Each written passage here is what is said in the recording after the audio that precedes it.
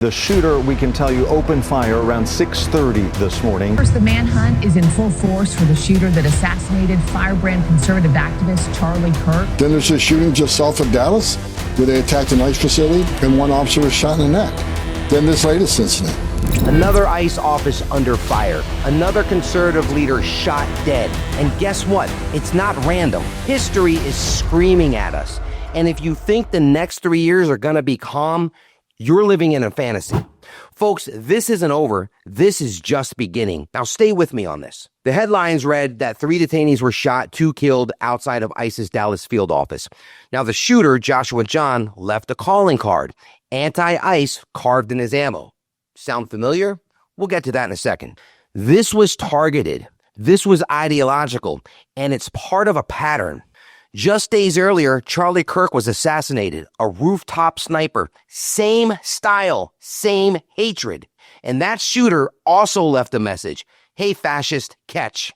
Are we connecting the dots yet? These aren't isolated incidents. This is a campaign of fear, and the message is clear. If you don't bow down to the agenda of the far left, you'll pay with your life. Hi, Harris. Well, first, we have new information right now coming in from the FBI Director Kash Patel, who says that officials have been working around the clock 24/7 to go through this shooter's phone and find a possible motive. And what they found is pretty shocking. We want to pull up this post on X. This was posted again by FBI Director Kash Patel just in the last hour. He says the perp downloaded a document with a list of DHS facilities. He conducted multiple searches of ballistics and looked up the Charlie Kirk shot video in the last 2 days leading up to the shooting. According to the FBI director here, the shooter also searched apps that track the presence of ICE agents.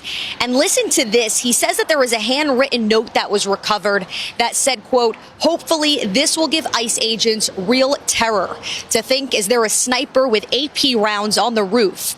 The FBI also released a picture of anti-ICE messages written on rounds that were found next to that shooter.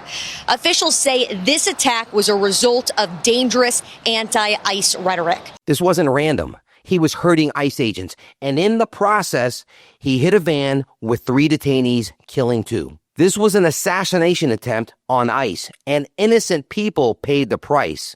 This is how dangerous these people are. And it doesn't stop there. Look at the ICE riots over the last several months. Federal property torched, looting, vandalism, chaos. Sound familiar? It should, because we saw this movie before.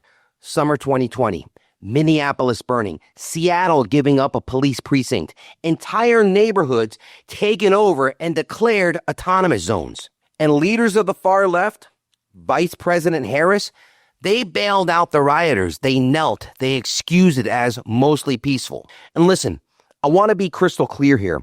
I'm not talking about Democrats. I have great friends on both sides of the aisle. I'm talking about the extreme left, the ones who think that violence is the answer, who think burning cities is justice. And unfortunately, some of the violent think tanks, they lead the Democratic Party and they control the mainstream media. And this is why this is only the beginning. I'm not making this up. If you don't believe me, watch these clips. But this is a war. This isn't a battle. It is a war. It is indeed a war. And I have to say, they have won some battles, Jasmine, but we have to keep our eye on the war, and everybody needs to pick up a weapon and get involved. Hey, let me shut down the Senate! We are at war! We're in a war right now. We are at war. So you have to be willing to do whatever is necessary in order to save the country. What the American public want is for us to bring actual weapons to this bar fight. This is an actual fight. You know, this is literally call to arms. If they go low, we don't go high. When they go low, we kick them. We take them to the mud and choke them out. And make sure that they stay down. And you know what? Kick them when they're down, because they deserve it. Get up in the face of some Congress people. We are going to be in your face. We are going to be on your... We have to fight this in the streets. And we're going to fight it in the streets. It's time to step out of your comfort zone and step out into the streets. To our Republican colleagues, if you do not see the light, we will bring the fire. Resist! You know why there aren't uprisings all over the country? Maybe there will be. I said if we were in high school, I'd take you behind the gym and beat the hell out of them. Punch some people in the face. But we need to completely dismantle the Minneapolis Police Department. See, there you have it. Politicians and media figures on the left literally calling for violence. They said, take to the streets, make them uncomfortable, pick up a weapon, punch them in the face. There needs to be unrest. When the extreme left calls for violence, violence happens, and they pay no price for it.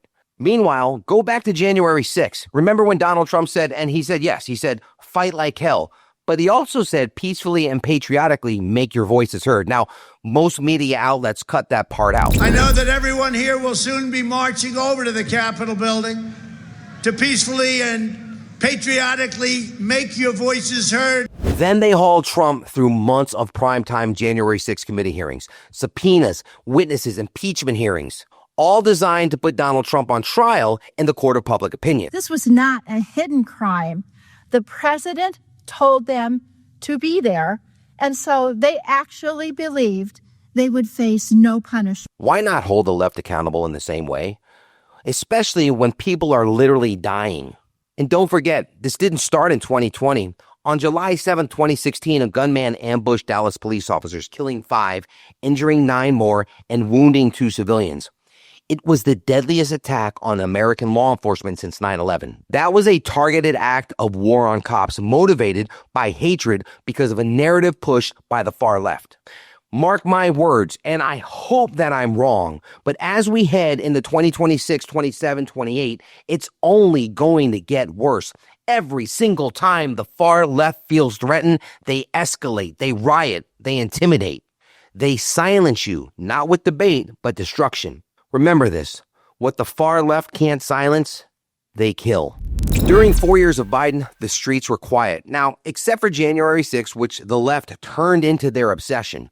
That's all they have. One incident quelled in under 6 hours. Meanwhile, we have a list as long as your arm. 2016 Dallas police ambush, 2020 riots, Antifa firebombs, police ambushes, ICE offices attacked, cities burned, sniper attacks. This is their pattern, and it's coming back. So brace yourself, because history says the next 3 years are going to be rough. I hope that I'm wrong.